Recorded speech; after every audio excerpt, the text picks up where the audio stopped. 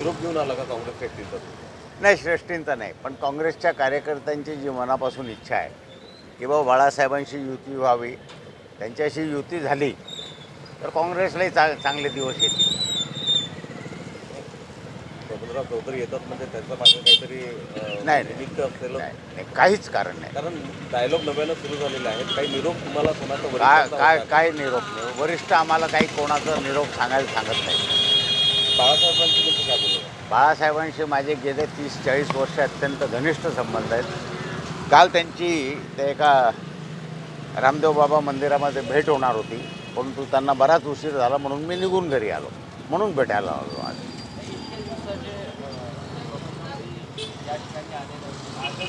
नाही नाही नाही, 4-6 महिन्यात मी बाळासाहेबांना भेटतो.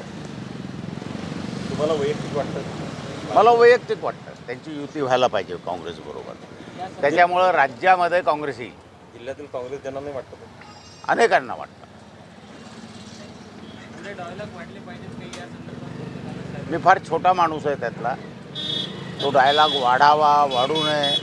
बाळासाहेबांशी माझे जे जिव्हाळ्याचे संबंध आहेत त्यातून त्यांना विनंती करू शकतो की बा तुम्ही युती करा काँग्रेसबरोबर.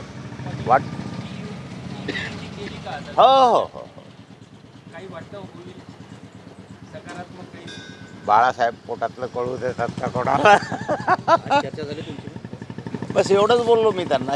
आणि हे पूजा काळेच्या भावाचं लग्न होतं, आठवतं का तुम्हाला?